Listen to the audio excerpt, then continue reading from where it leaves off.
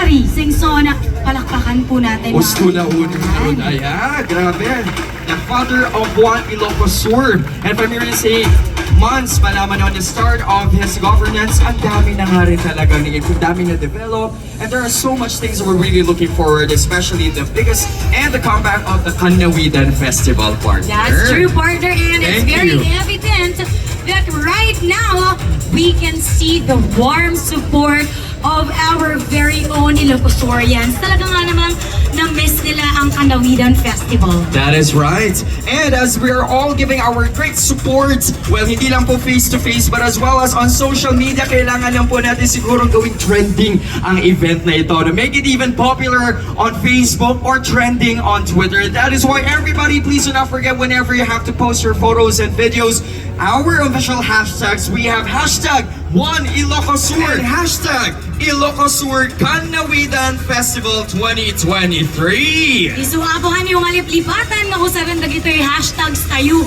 Tapos no kaya tayo makitakan dagi jay posts, dagi jay Ilocosurians, gagayom tayo kung kakabsat tayo, makita tayo nga dago. Ket kastami tayo nga makimbitar tayo pa iti na dumaduma nga turista. Hala nga dito'y Luzon, hala nga dito'y Region 1, no dilaki ti buong antero nga Pilipinas. Saya. Grabe. We're really delighted. We're always excited. And at the same time, everybody here is excited din, lalo na sa mga magaganap. Every strength, every creativity, and at the same time, as well, they will be involved tomorrow by our contestants for the Miss Ilocos Sur. Oh, by the way, would you like to invite everybody for tomorrow's Miss Ilocos Sur? Of course, Ilocosurians! Huwag po natin kakalimutan na tunubigat apoy the pre-pageant of Miss Ilocos Sur. Ayan, magkikita-kita po muli tayo bukas para sa pre-pageant ng ating Miss Ilocos Sur. O, diba? Nagaduti Miss Ilocos Sur tayo. Yeah! Siyempre naman, diba? It's really nice to know na Ilocos Sur is also an inclusive province. That is Tama right. po? Ilocos Sur is an inclusive province because here in Ilocos Sur, we value everyone. That is right. Tama? That is really important. We officially launch the new sound, new voice, and new vibe of the Kannawidan Festival. And now, here is our new Ilocos Sur Kannawidan Festival theme song. Celebration begins in the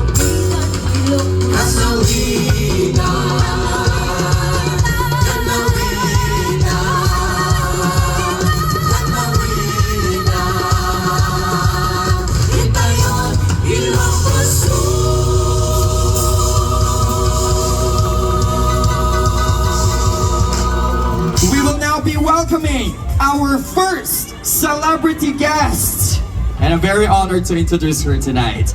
Well, she is one of the country's most versatile actresses.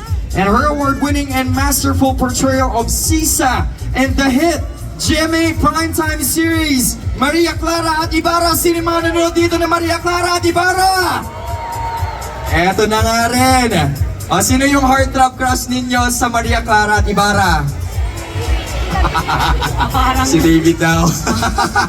Pero we are very lucky dahil kasama natin siya tonight. Cemented her sparkling name in the entertainment industry. Ilocos Sur, mga kapuso, let us welcome the ever-gorgeous and talented kapuso actress. Give it up for Andrea Torres! Nako, bago ang lahat, gusto ko magpasalamat Governor Jerry Singson for inviting us. Alam niyo ba, dito kami nag-shoot ng first few weeks ng show namin. Kaya tuwang-tuwa ako na nakabalik ako dito.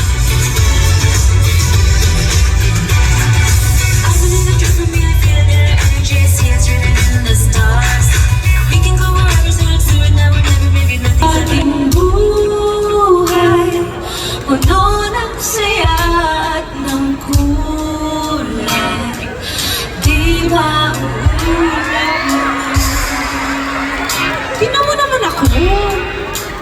Nako, mga kapuso, make way to one of GMA's homegrown and most prized talents.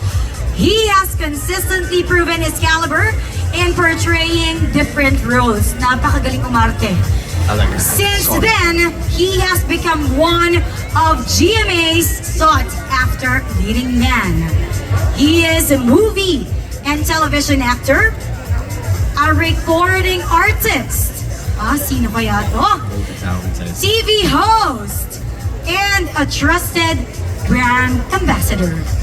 Ilocos Sur, please welcome multi-talented Kapuso actor. We have Xian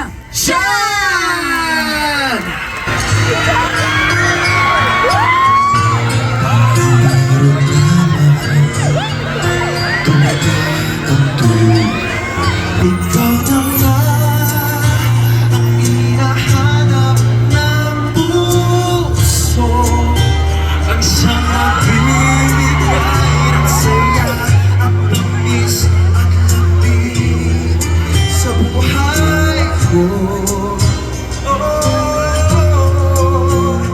And everybody, aside from our provincial officials, we'd also like to call our Miss Ilocos Sur 2023 candidates and katimat nga ron ang kakapintas ng kandidata iti LGBT Queen Festival 2023. As we're very delighted to have all of you here, kindly join us for the unveiling of the new Kannawidan Festival logo. Well, partner, we have a lot of new things tonight. Correct. And this one is, of course, something to really look forward to. Tama nga rin naman. Once again, everyone, to bring all the hype and energy, are you all ready? So, prepare your phones, your cameras, because we will unveil the new logo of the Kannawidan Festival.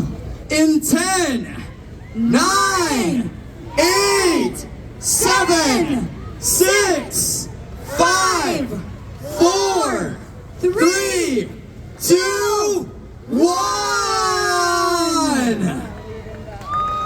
Wow! Ilocos Sur, the new Kannawidan Festival logo! Big round of applause, ladies and gentlemen! Mabuhay ang Ilocos Sur! Mabuhay ang Kannawidan Festival! Come together to celebrate.